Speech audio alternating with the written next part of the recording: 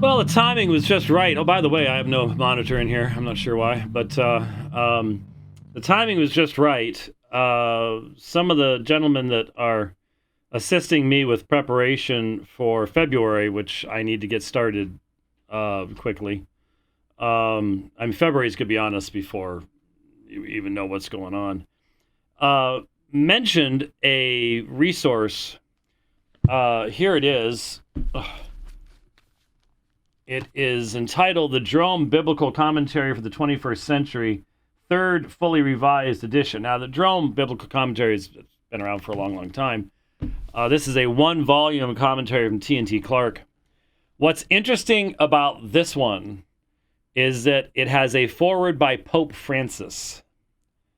So it is promoted by the Pope as the best example we have of modern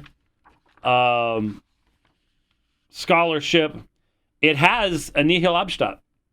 That is amazing. I just looked. Has a nihil obstat and imprimatur from Reverend Mr. Daniel G. Welter, J.D., Chancellor, Archdiocese of Chicago, September 10th, 2020. And an imprimatur from Most Reverend Ronald A. Hicks, Vicar General, Archdiocese of Chicago, September 10th, 2020. Look at that. That used to have a particular meaning as to accuracy, so on and so forth. But so this is a very large collection of the current scholarship of the Roman Catholic Church. And I'm going to read you some stuff from it. I was just reading. First thing I did, it literally arrived less than 5 minutes ago. So the timing was spot on. I have some quotes from it. I had already gotten some quotes from it earlier this morning before the hard copy arrived. But the first thing I turned to was Matthew. Why? We're all working fine? Okay, I just don't. Well, you turned off my camera during Apologia Radio, and now I don't have a monitor. So I'm not sure how well you're doing today, but we're gonna have to have a little talk about. Yeah, that's okay. Don't worry about it. First thing I did was I turned to Matthew. Now, why did I turn to Matthew? Well, Saturday is our big 40th anniversary. I probably today should be talking about all that stuff, but I'm not. I did on Apologia Radio, so you can go watch that. We're continuing to do what we do on this program, and that is deal with what's going on that's relevant to the church today. People like Algo and all of Algo's acolytes around the world know exactly where I'm going. In 1993, John Paul II visited Denver for World Youth Day. And Rich and I drove up, and I debated Jerry Matatik's 3.5 hours, 2 nights in a row, on the subject of papacy. First night was on the New Testament, second night was on church history. And while we were debating Jerry, Carl Keating and Patrick Madrid debated two fundamentalists, Ron Nemec and Jackson. Pastor Jackson, I forget what his first name was. Anyways, they are fundamentalists, and it really wasn't a fair debate as far as that goes. But one of the things that I have commented on now for 30 years, wow, that was 30 years ago, was the fact that when Carl or Patrick or both, I don't remember who it was, asked the other side, how do you know Matthew wrote Matthew? First of all, the answer they gave was, it says in my King James Bible, so that's not the way to do things. But the point was that there was an assumption being made on the part of the Roman Catholics that they know that Matthew wrote Matthew. And yet the vast majority of Roman Catholic scholarship today scoffs at the idea of an apostolic authorship of Matthew. And here is the commentary that the current Pope says you should read. First thing I did was look up author in Matthew, and it wasn't written by an apostle. Huh. Now, I'm not sure what the Jerome Biblical Commentary said in 1993, but this is nothing new. But this has Pope Francis's foreword in it. It has a nihil obstat imprimatur, and Rome doesn't know who wrote Matthew. Interesting. By the way, just quickly, my thanks again to everyone who not only makes it possible for me to be traveling around. You see me looking over like this, there's a camera focused on the truck. It's not my truck. It's a ministry's truck. But it's a truck I drive, pulling that fifth wheel. And we are only 2.5 hours from the border, which is wide open. And we're being invaded over it. Millions of people have entered our country illegally. And so things get stolen very often. So when you see me looking over there, I'm just keeping an eye on things because someone did try to steal Rich's car once, or at least get into it. I'm not sure they were really trying to steal it, but they broke the door. They broke the door lock. I know that, but whether they're going to try to break Anyway, and I saw it and jumped on the phone and scared I think somebody had to do some laundry that night. Let's just put it that way. Okay. Anyway, sorry about that. Little bit of a consciousness thing got out of there. Off into things. Let's look, since I'm there, let's look at a couple of the quotations from this particular commentary. I'm sure there would be many more that we will share in the future. But this gives you an idea of the best of current Roman Catholic scholarship. In commenting on Leviticus chapter 18, verses 22 through 23. Leviticus 18:22 through 23 similarly prohibits sexual practices that do not produce offspring for the community. I'll skip over the graphic there. Leviticus 18:22 does not speak about the modern concept of homosexuality or homoeroticism, which in general was not known as a possible sexual orientation in antiquity. That's not true, by the way. Just between us. In fact, it's laughably not true. But it's commonly repeated. The penetration of a male by a male was a way to denigrate the penetrated one, to humiliate strangers or the inferior party in warfare. See, for example, Genesis 19 and Judges 19. Well, that's actually true. Thus, the Bible does not speak about same-sex love as one does today. This is the Jerome Biblical Commentary. The major interest of Leviticus 18:22 and 20:13 is to assure that males procreate offspring for the community. Hence, it is hermeneutically inappropriate to use these verses and similar passages in the Bible to ostracize homosexual males. This isn't biblical commentary. Okay, first of all, this has nothing to do with exegesis. This is woke propaganda masquerading as biblical commentary and scholarship. And are we just going to say the Pope didn't read this part?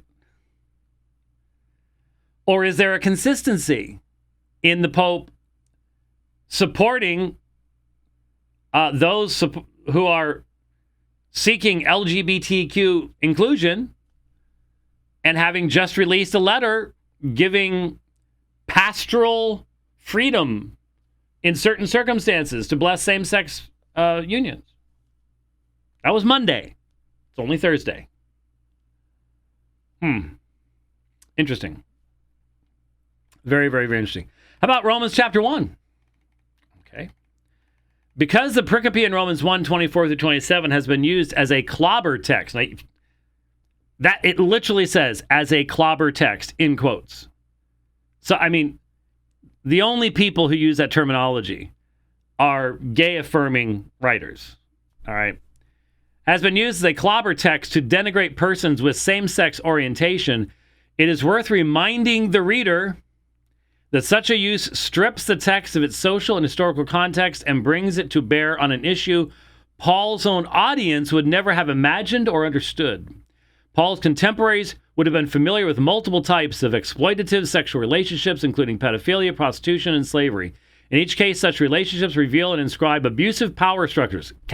See, power structures? This is as woke as the day is long. It's as leftist as the day is long. And Pope Francis says, this is the one you need to be reading.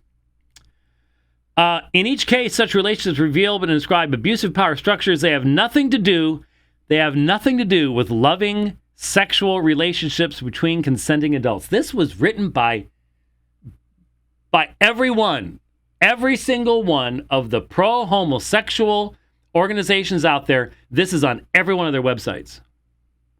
And this is now the Jerome Biblical Commentary, foreword by Pope Francis. Whatever contemporary moral arguments one wants to mount about same-sex relations, it is ethically irresponsible to use this passage in Romans 1 to close off contemporary exploration of the issues. This is leftism writ large. This isn't exegesis. This isn't biblical commentary. This is woke propaganda. With foreword by the Pope, nihil obstat in imprimatur. That used to mean something. What it meant in the 1950s is not what it means in the 2020s, is it? Oh, no, it's not.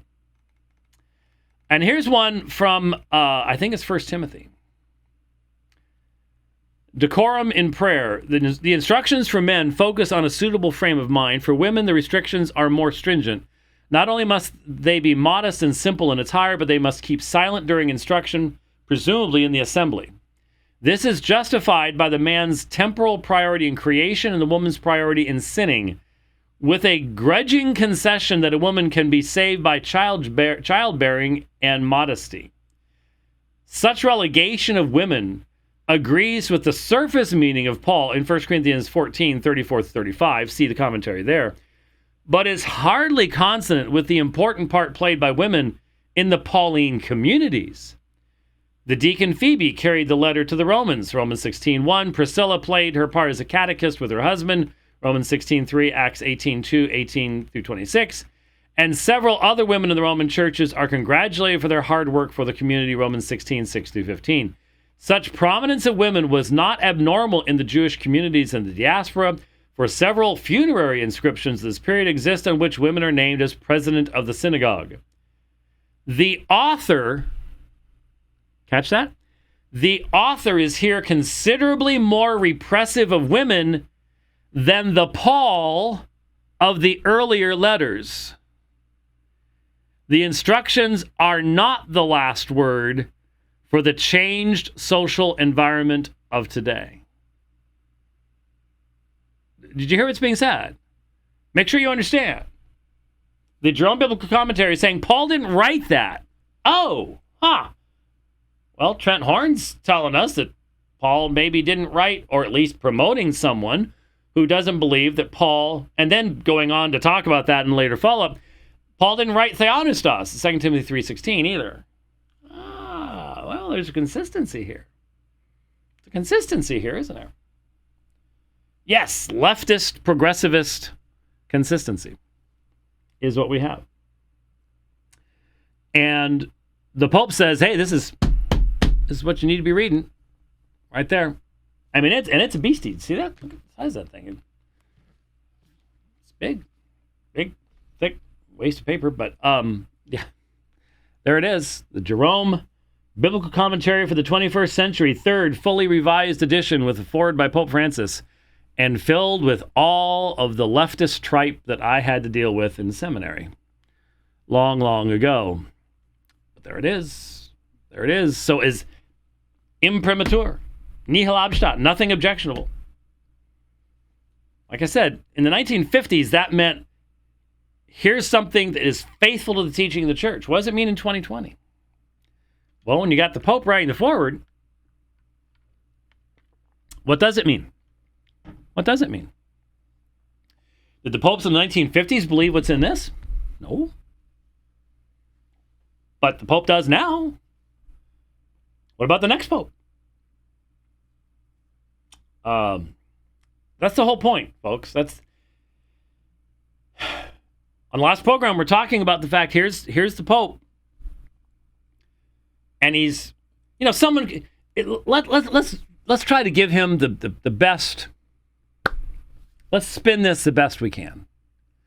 He doesn't want to see a schism in the church.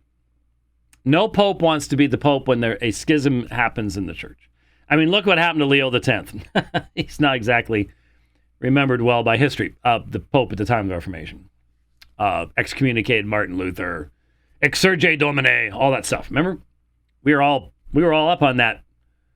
Goodness, 5 years ago. 6 years ago. Wow. Coming up on 6 years at the end of this month. Oh, yeah. Where did those 6 years go? Anyway, so let's say he's just trying to be a good leader, and you've got the German bishops, and they got a lot of pull, German theology. Ratzinger was a German, and so he doesn't want to see a schism take place, and so he's throwing a bone. And look, John Paul II did this. And hey, he's been sainted. So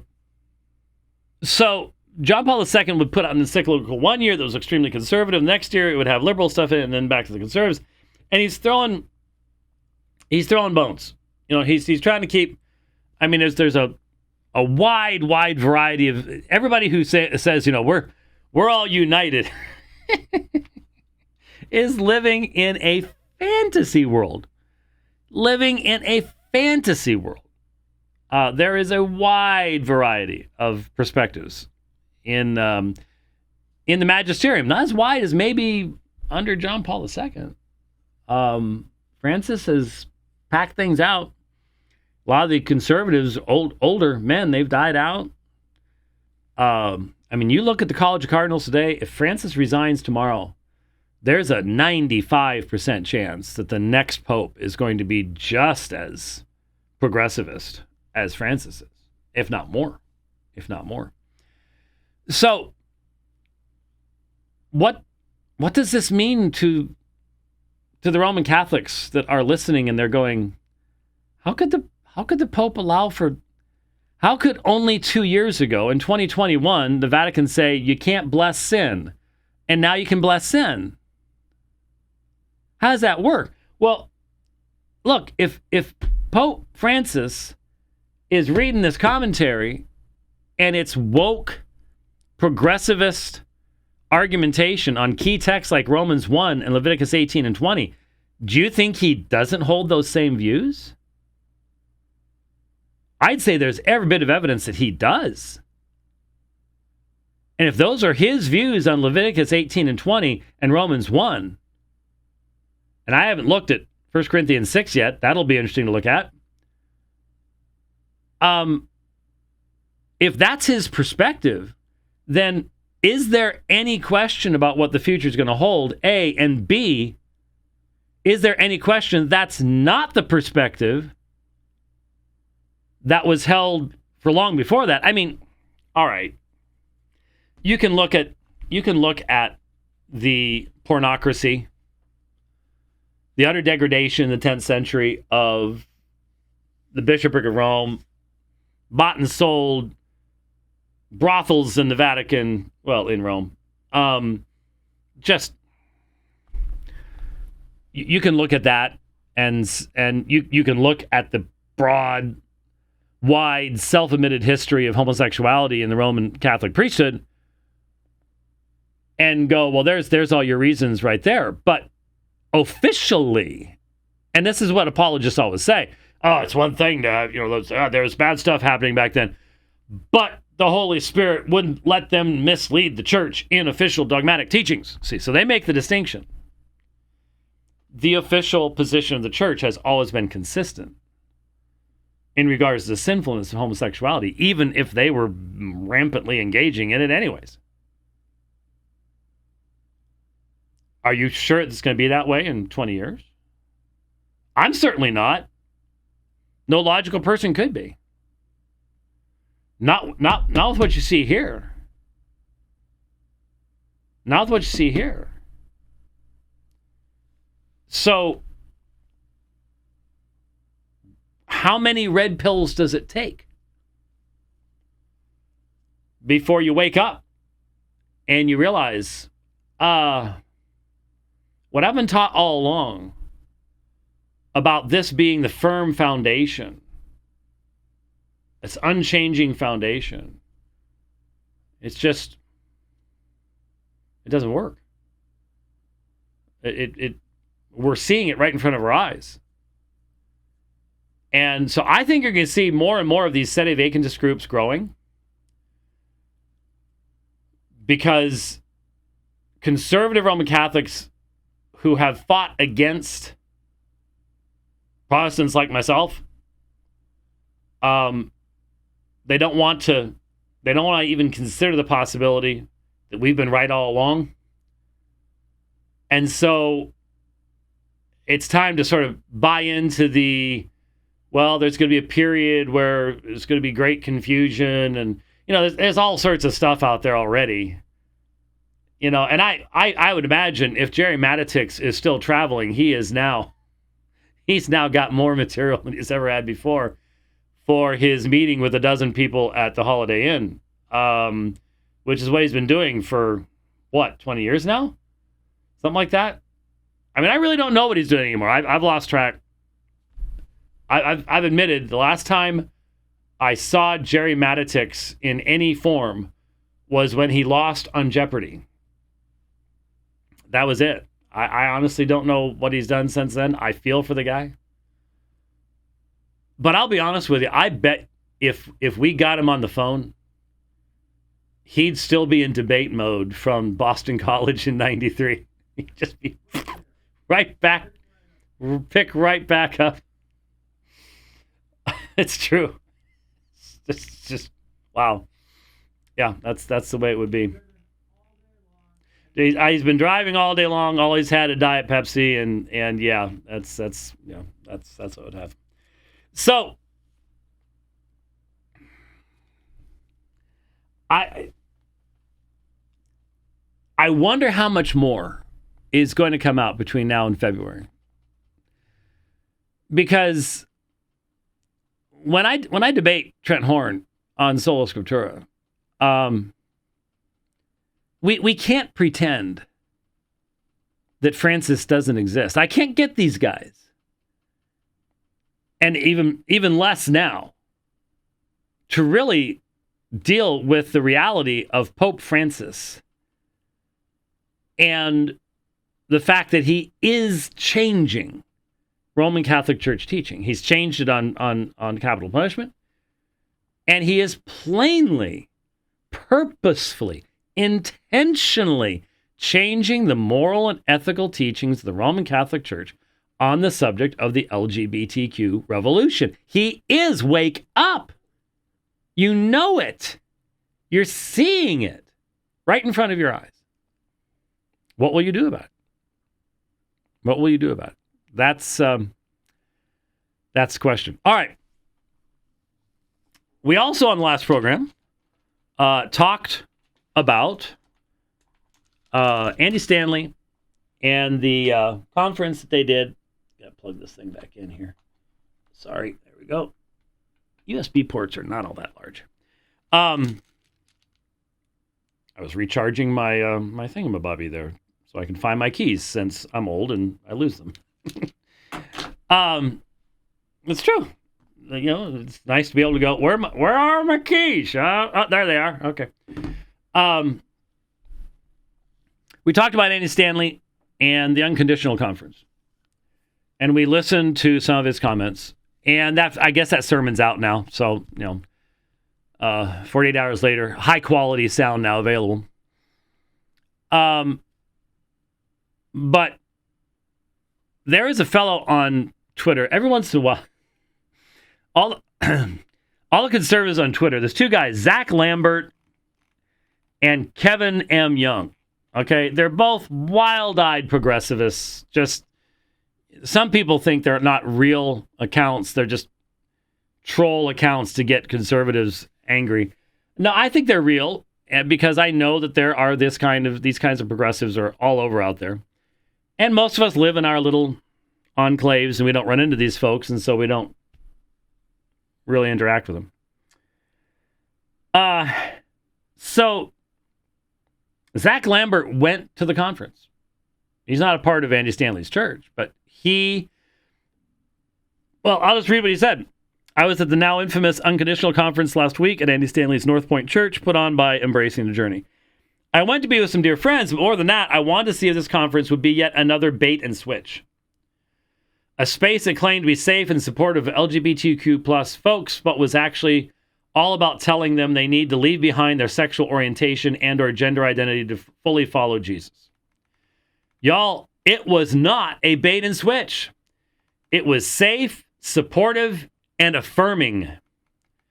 They explicitly communicated they were not trying to change anyone's theology, and they didn't. But every speaker, video, book, and breakout I saw fully affirmed LGBTQ plus folks. I saw pastors advocating for inclusion, parents welcoming their children's same-sex partners into the family, trans folks sharing their transition stories, and queer people leading at literally every level. On Sunday, Andy preached a sermon explaining why North Point hosted the conference.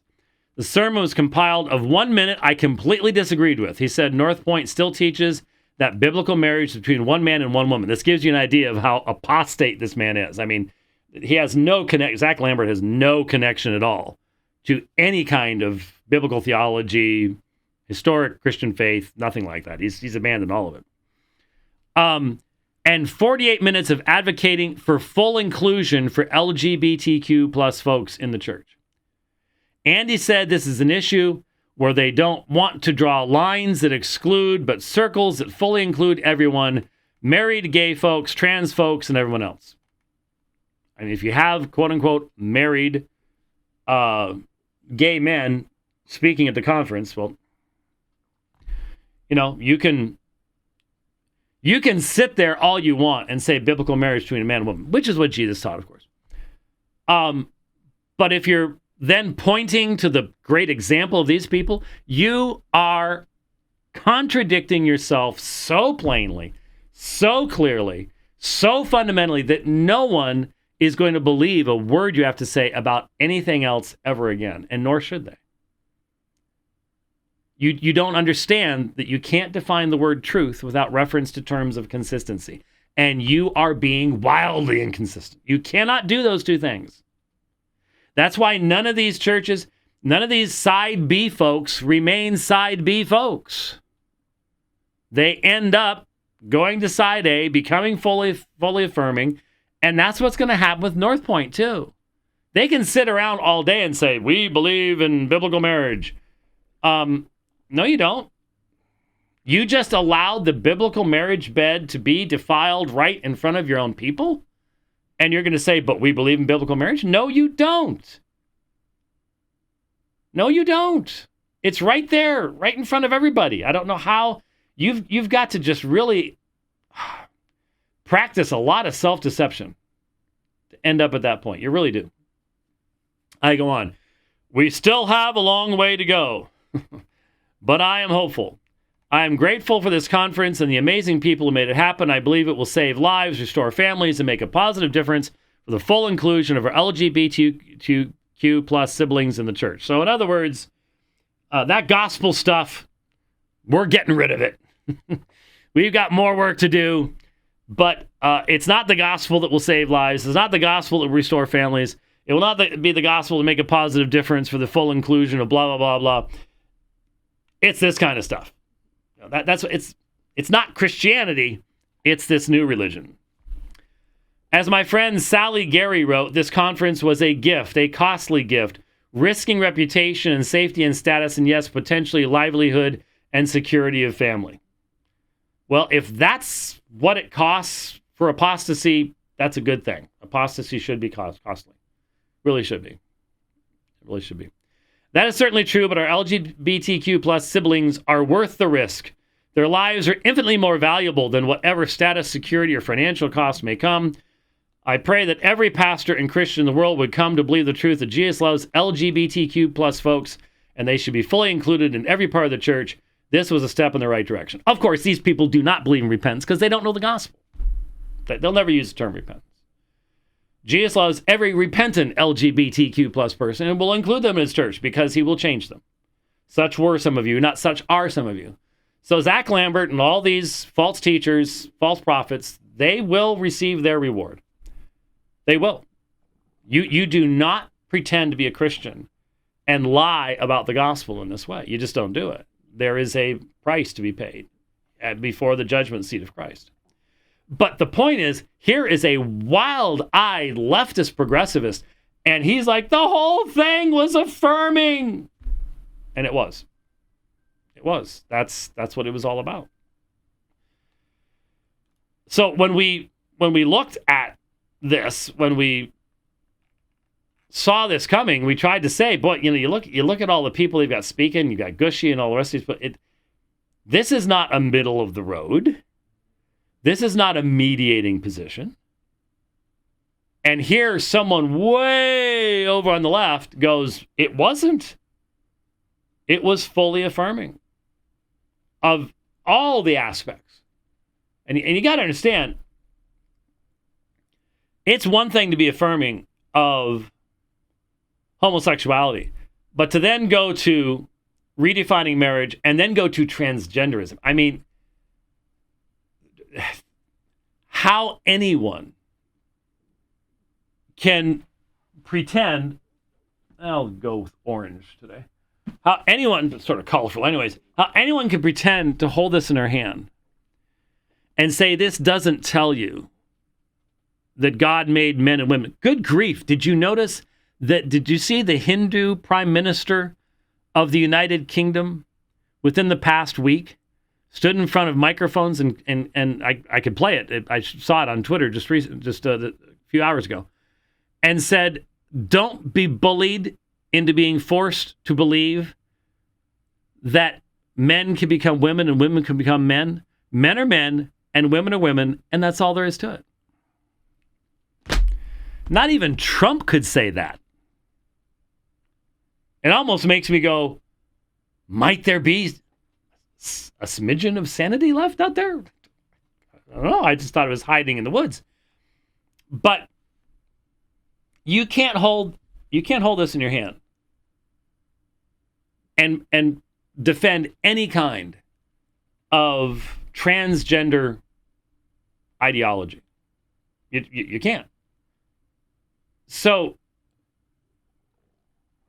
where will Andy Stanley be going from here? I don't know. I think that was the last floodgate, and any last semblance is just going to be washed away. He can't stop it. He can't stop it. I think he knows deep down inside where it's going to end up going. I think he's going to kind of pretend, okay, we got that done, we're going to do other stuff now. He's going to try to pretend, but it's just going to be too much pushing on him to really keep it from. They're just going to go all the way. They'll end up going all the way. And of course, there's a network of churches. I saw folks on Twitter, talking about just how widely distributed their materials are and how they influence so many others. I forget which year it was. I think it was 2017, 28, maybe even 2016. I started talking about the tsunami of apostasy, and we're seeing it. We're most definitely seeing it taking place. Speaking of a tsunami of apostasy, of course, Dr. Kevin M. Young, who I've challenged to debate, but he will not, especially when he claims to be an expert in biblical languages and church history. I figure I can hold my own in those areas myself. Far more published than he is in those areas. But Kevin M. Young tweeted recently, and I'm going to keep calling them tweets. What am I supposed to say? He X'd recently? Or just posted? Posted is what we did on BBSs in the 1980s, okay? It's a very boring word. So he tweeted recently, the original sin was certainty. Saying the Bible clearly says is to pick fruit from the tree of knowledge of good and bad again. Each day we are tempted to believe that we can sit in God's seat at the table. Don't bite. Well, you got to give him props for ease of expression, I guess. That fits real nicely. Sounds real nice. And remember, I did the debate last year with the guy, and I'd actually have to have the shirt in here to remember his name, but he had written a book about, what was it called? Sola uncertainty or something like that. It was all about this same idea, that if you say that God has made any revelation that is clear, then you're playing God. And you don't understand the nature of Scripture and the purposes of Scripture and things like that. And of course, they can point to people because people make all sorts of dumb statements all the time about, a Kenneth Copeland. Okay, he'll make absurd statements and blame it on the Bible all the time. And so it's easy for them to point to that kind of stuff. And the Paula Whites and the Kenneth Copelands and the Kenneth Hagins and the Jesse Duplantis and all the rest of these people. It's real easy to point to people like that and go, see, there you go. As if what that means is that when Luke said, I've written these things so that you might know for certain. You might have certainty. That means that you can't actually have certainty. That's where they're going. So, good old Kevin M. Young. I don't follow him any longer because it's just. But every once in a while, somebody will retweet something, and that's where this came across my thing here. Well, once again. Is this happening to anybody else? I started using TweetDeck last year.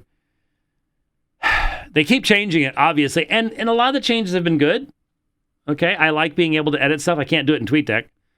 I've got to put it into regular Twitter and then edit it.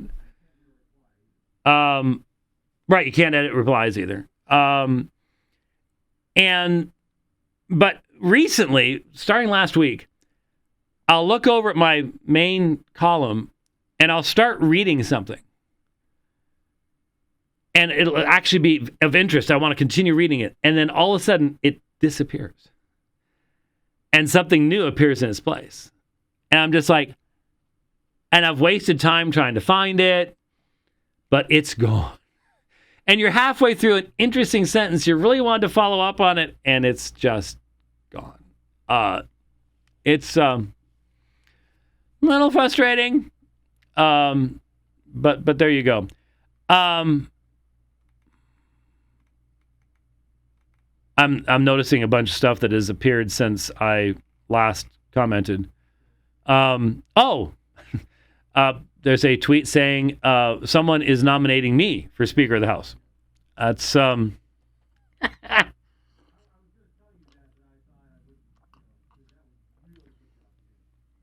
well, given I don't think they changed the dress code for the House like they did for the Senate. So I'm not sure I'd fit in the House. I heard about that. Yeah, because I'm thinking the House representative filled with Coogis would be pretty epically wild. What are you doing? Uh-oh. You put that high dollar value 4K camera on yourself, and then you don't use it. I don't understand why, but of course I can't see it because someone can't get the monitor working in here. Yeah, well, but yes. So that should tell you something about the nature of Coogis and the fact that they would probably fit right in with that group. Just putting that out. That is a really bad argument. I'm sorry. That's a Kevin M. Young level argument.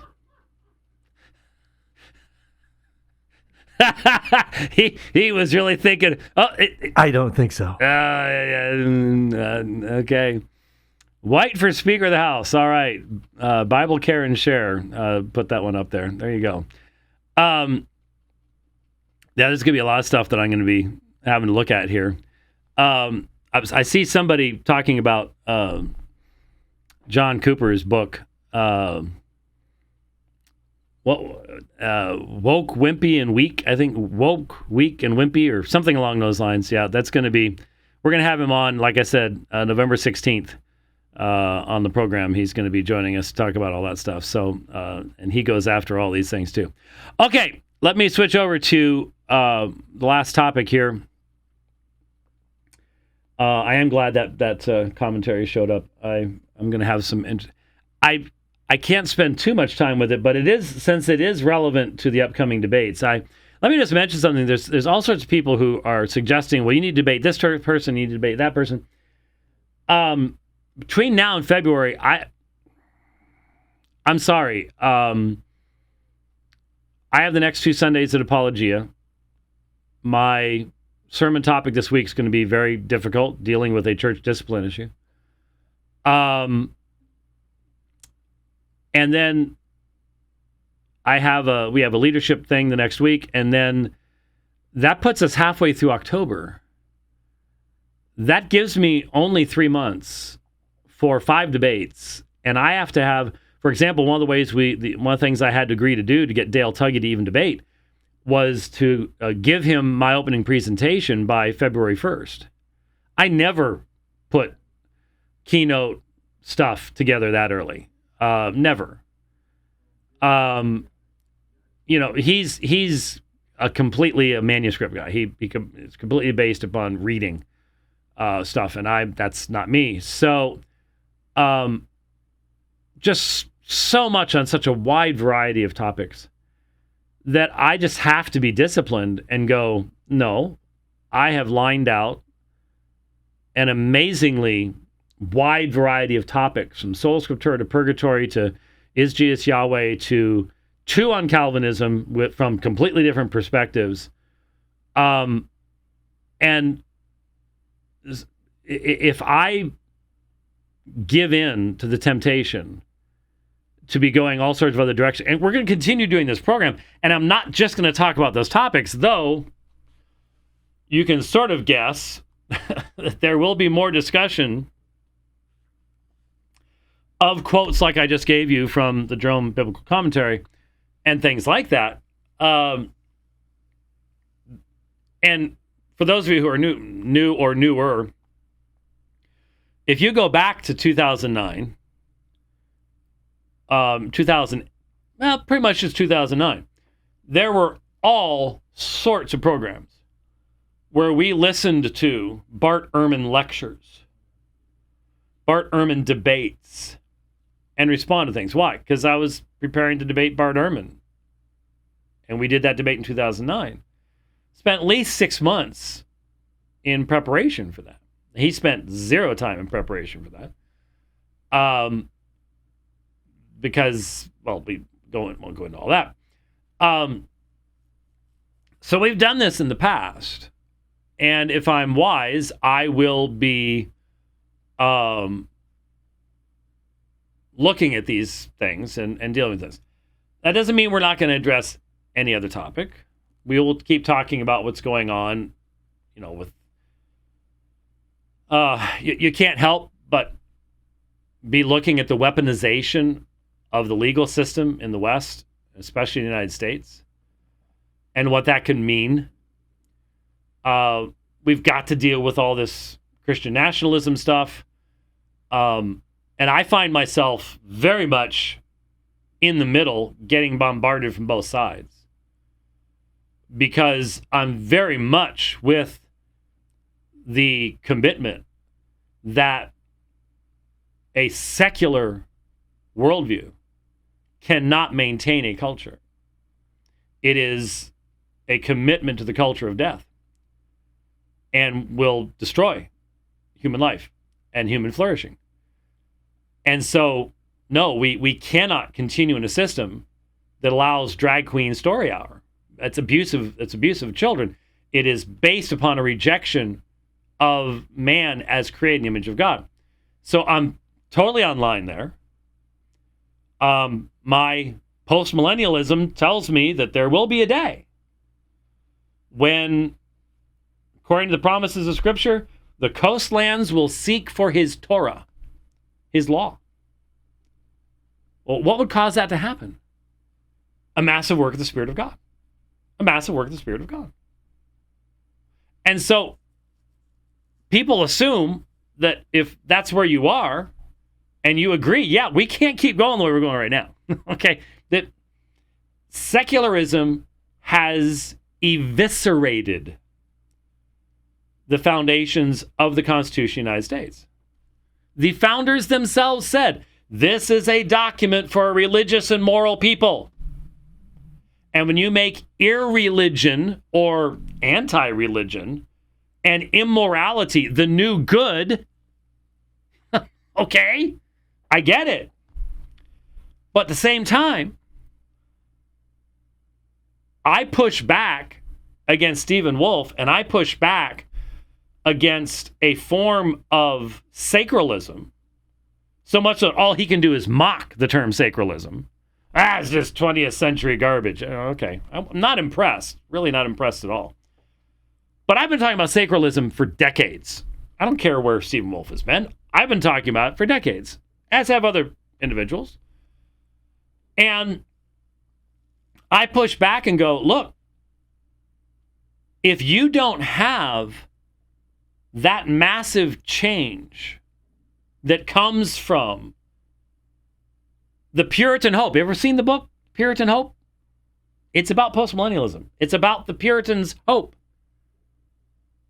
and why they did the things they did and why they were willing to not see the accomplishment of those things, but look to the future for those things. You might want to look at the book. Without that work, if you're talking about trying to Christianize, if you're talking about trying to rule from the top down, I mean, I am literally seeing people talking about having a what was the guy they were referring to? It wasn't Hitler, thankfully. I'm sorry. Yeah, a Christian Franco. A Christian Franco. We need a strong Christian leader that will, in essence, whip everybody in line. And I go, you know, we've been there and done that, and we've gotten the t-shirt, and especially my forefathers did. I'd like to ask a question of all the Stephen Wolfe Christian nationalist type guys. Okay, I'd like to ask you a question. You've probably never heard of Fritz Erba. But look him up and find out what happened to him. And answer me honestly.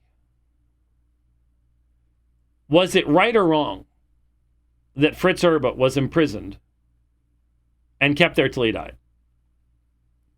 If it was right, I'd like to know the principles, because I know what Luther thought. Luther was a sacralist. Calvin was a sacralist. Calvin laid the foundations of the destruction of his own sacralism, but he was still a practicing sacralist in his life. So Luther knew exactly where Fritz Erba was. He had been there. He hid in that castle. He had looked down that hole. He knew it was there. He knew where he was. And he felt that it was right for him to be there because Fritz Erba threatened Christendom, the social order. Luther had go listen to my lecture on the two Luthers. Luther had a deep and abiding fear of chaos breaking out. And chaos is not a Christian virtue. Okay? No one's saying that it is. But he had a deep and abiding fear that he would be blamed for chaos breaking out. And so he could make a political argument as to why Fritz Erbe should not be allowed to spread his poison in the society of Germany in the 1530s. And he could argue that they needed to be fighting the Muslim invasion and that this weakened the ability to do that. And there's lots of things that could be argued. But answer the question, was it right for Fritz Erbe to be stuck in that hole in the ground for 7 years till he died? For not baptizing his babies? For believing the New Testament? This is a Christian man. No one was questioning that he was a Christian man. It was just what he believed the New Testament to teach, which had been translated right there by Martin Luther the decade before, which is the irony of all this. If it was right, upon what basis was it right? If it was wrong, then what is the basis for saying that it's wrong for a Christian prince to do what the Lutherans did with Fritz Erbe?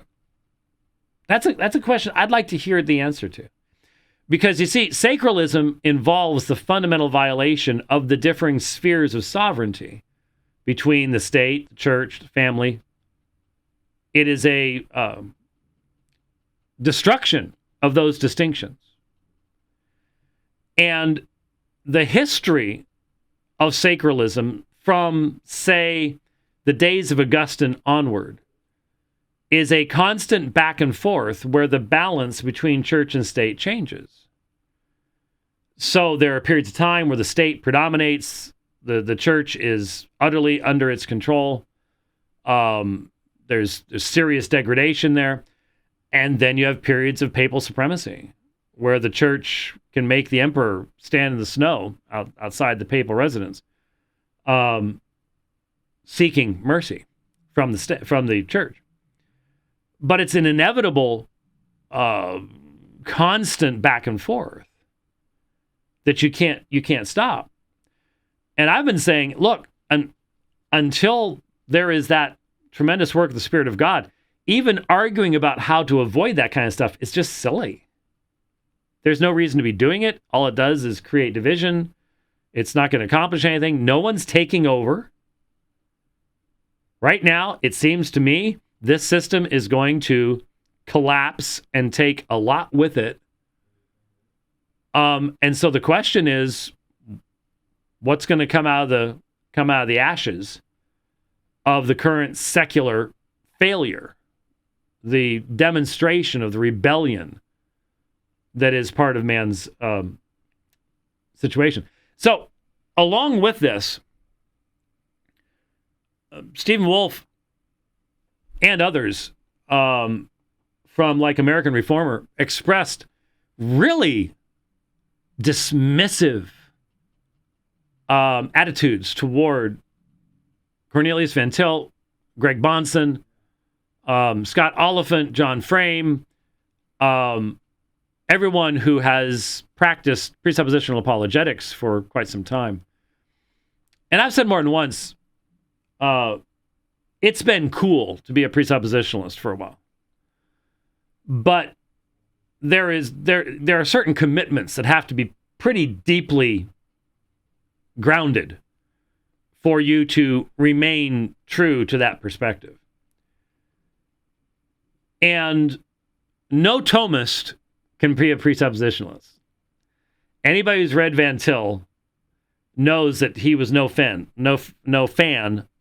of Thomas Aquinas.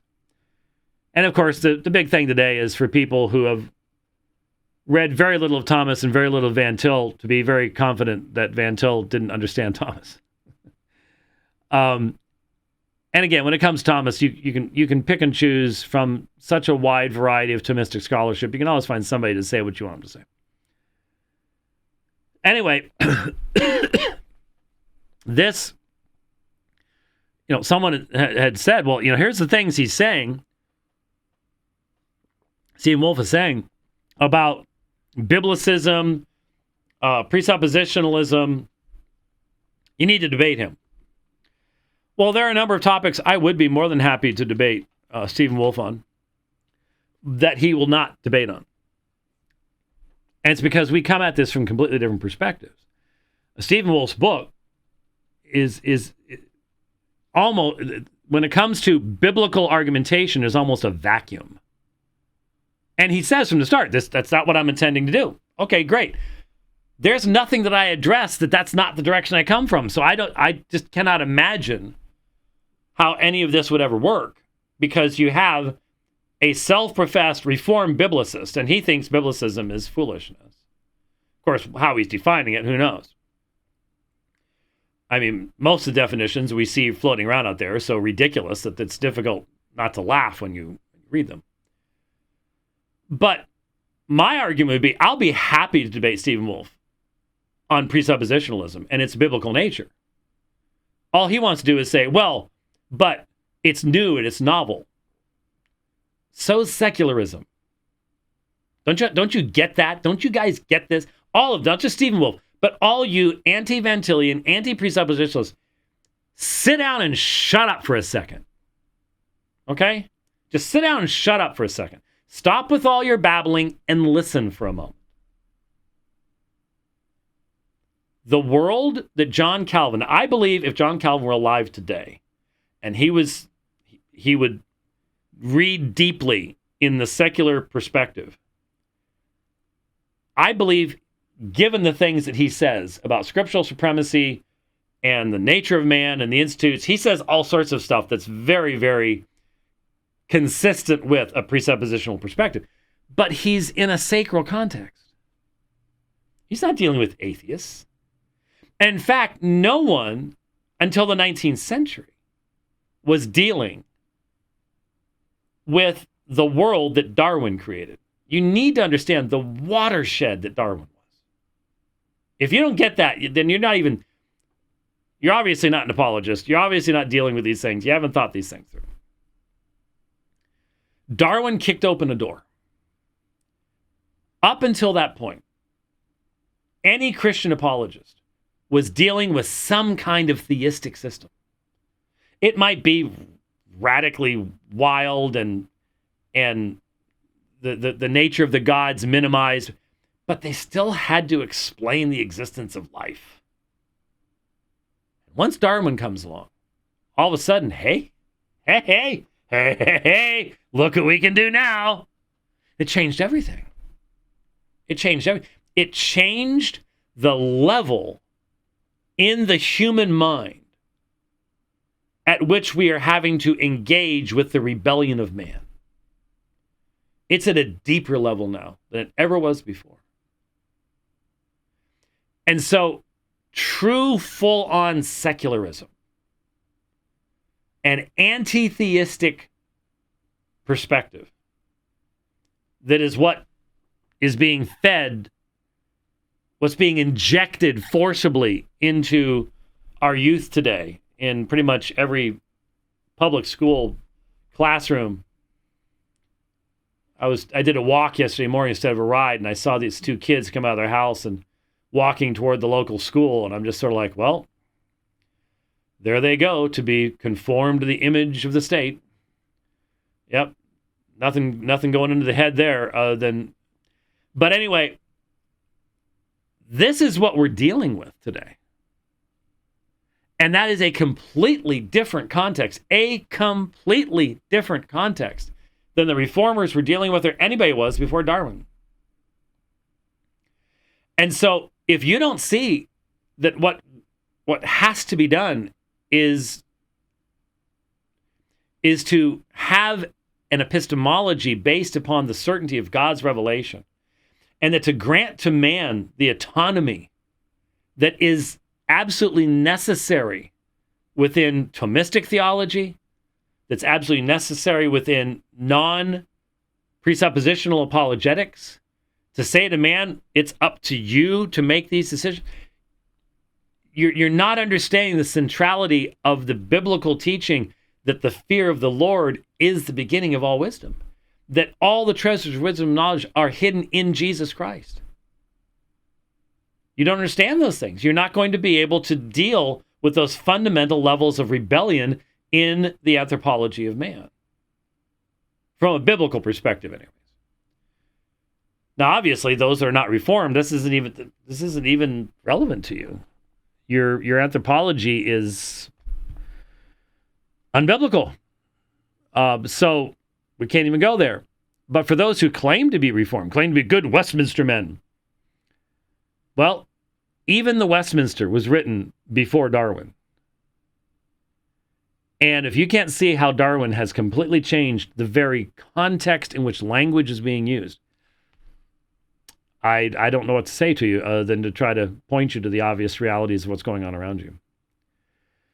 So again, what would a debate even be? I mean, I don't think he's going to debate, is presuppositionalism consistent with biblical revelation? Because everything he's been saying is, oh, this is just all modern stuff. And you're not really reformed. I mean, I've got reformed orthodoxy, as if there is a single thing of reformed orthodoxy. But again, that was formed before Darwin. We're talking about today. We're talking about right now. We're talking about taking this Bible and making it applicable to where we are now. Not by changing it, but by being consistent with what it teaches about who God is and who man is. How do you do that now that we're dealing with a world that starts with the idea that they are an accident with no meaning, and that language can be changed right, left, and center, whatever? You've got to deal with that at a level that classical apologetics cannot deal with. You can't go there. So I don't even know what the debate would be.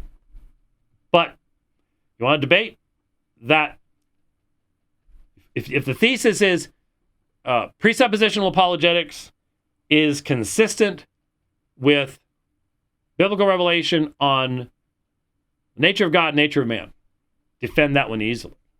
Easily. Or if you want to turn around, Thomas's theistic proofs are consistent with biblical revelation. I'll deny that. It would be also easy that it is inconsistent with Reformed soteriology and everything related to it as well. But the boogeyman down at the bottom of the page is, I don't reject the term biblicist, and I'm not going to. I'm a Reformed biblicist. I've already defined what that is. I can give you plenty of examples. Calvin was one too. I can prove that. I can prove that. It's not that difficult to do. So, there you go. Some things to be thinking about. So, that's the last program before our celebration next week. I would assume, since I leave, I think, Thursday for this thing, we'll try to get at least one program in next week. Probably have a rundown on what happened over the weekend. I'm sure there'll be lots of things to talk about and be thankful for and all the rest of that kind of neat, fun stuff. But then, like I said, I have the next 2 Sundays as far as preaching and apologia, and at least this coming Sunday is going to be a challenge. It's going to be a challenge. And so for those of you who are friends and supporters, pray for that particular presentation as well. All right. Thanks for listening to the program today. We will see you, Lord willing, next week. God bless.